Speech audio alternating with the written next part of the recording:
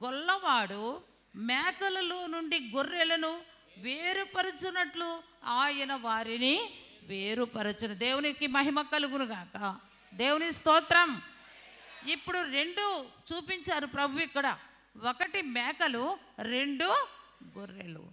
ఆ గొర్రెలను మేకలను మేపువాడు గొల్లవాడు. కనుక ఈ గొల్లవాడు వేరు చేస్తారు. మనం చూస్తూ ఉంటాం అప్పుడప్పుడు. ఒక్కోసారి మేకల మందలే వెళ్తూ ఉంటాయి, ఒక్కొక్కసారి గొర్రెల మందలే నడిపిస్తూ ఉంటారు. అంటే మరి వాటి లక్షణాలు ఏమిటో మనం జ్ఞాపకం చేసుకుంటే, గొర్రెలు ఎలాంటివి అంటే సాధు స్వభావము కలది.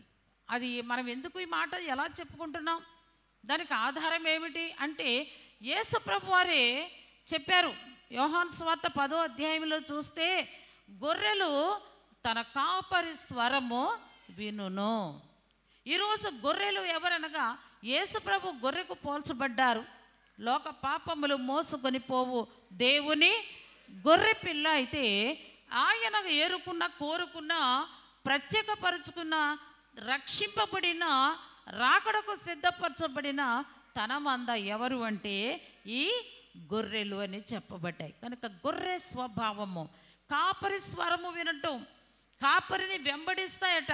యేసుప్రభు వారు పలికిన మాట 10వ అధ్యాయంలో, గొర్రెలు తన కాపరి స్వరము వినును, అవి ఆయనను కాపరిని వెంబడిస్తాయి. మేకల పరిస్థితి ఏమిటి అని చూస్తే, మేకలు దాని స్వరము కూడా చాలా పెద్దది కదా. గొర్రె స్వరము కంటే మేక స్వరం చాలా గట్టిగా ఉంటుంది. మరి మేకలు ఏం చేస్తాయంటేనంట, కాపరిని వెంబడించే పరిస్థితుల నుంచి తప్పుకుపోయి అటు ఇటు చెదిరిపోతూ ఉంటాయట. కనుక దేవుని పిల్లలారా, మేకలు ఎవరనగా దేవుని మాటకు లోబడక రక్షింపబడని వారు, రాకడకు సిద్ధపడని వారు మేకలకు యేసు ప్రభు వారు పోల్చి ఉన్నారు.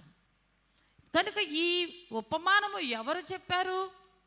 ఈ ఉపమానం ఎవరు చెప్పారు అసలు? ఇప్పుడంటే భూమి మీద ఉండగా యేసు ప్రభు వారు స్వయంగా చెప్పిన మాటలు ఇది. కనుక ఆయనే మనిషి కుమారుడు. ఆయన చెప్తున్నారు నేను వస్తాను అని అనలేదు, కానీ మనిషి కుమారుడు వస్తాడు అని చెప్పారు. దేవుని స్తోత్రం. ప్రియమైన వారులారా, అయితే మనం గమనించాలి, మేకల మందలో ఉన్నవారు పాపముతో నింపబడిన వారు, రక్షింపబడని వారు, క్రీస్తుకు విరోధులుగా నడుచుకున్నవారు, క్రీస్తును వెంబడించని వారు, ఆయన స్వరమును వినని వారే మేకల మందకు పోల్చబడ్డారు.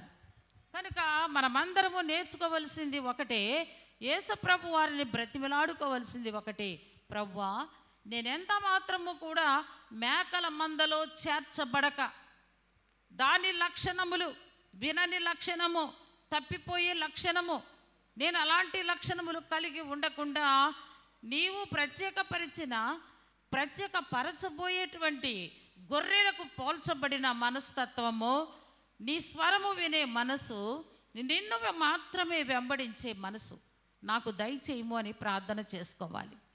ఇప్పుడు ప్రభువును వెంబడించని వారు ఎవరు అంటే అటు ఇటు తొలగిపోయేవారు, రెండు మనస్సులు గలవారు.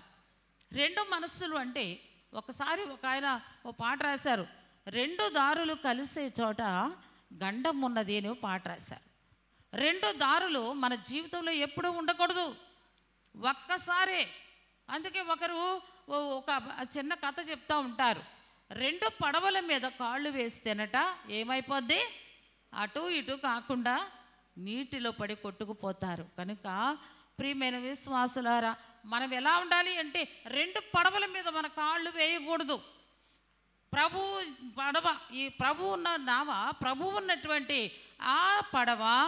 ఆ పడవలోనే మనము ఎక్కాలి, అందులోనే ప్రయాణము చేయాలి. అది కష్టము కావచ్చు, నష్టం కావచ్చు, శ్రమలు కావచ్చు, ఇబ్బందులు కావచ్చు, లేమి ఉండవచ్చు. అందుకే యేసుక్రీస్తు ప్రభు వారు రోజున బోధ చేస్తూ అన్నారు, ఇరుకు ద్వారమున ప్రవేశింప పోరాడుడి అన్నారు. ఇరుకు ద్వారములోనే ప్రవేశించండి. ఇరుకు అంటే ఏమిటి అంటే యేసు ప్రభు ద్వారం. ఈ భూలోకంలో ఉన్నప్పుడట అది ఇరుకుగా ఉంటుంది, యేసయ్య ద్వారం. కనుక ఆ ఇరుకంటే కష్టాలు వస్తాయి, వ్యాధులు వస్తాయి, బాధలు వస్తాయి, శ్రమలు వస్తాయి, ఇబ్బందులు కలగొచ్చు. శోధనలు ఉండవచ్చు, ఎన్ని ఉన్నా కానీ ఈ ఇరుకు మార్గమైన యేసయ్య మార్గములో ఎవరు ప్రవేశిస్తారో వారు మాత్రమే పరలోక రాజ్యమును స్వతంత్రించుకుంటారు.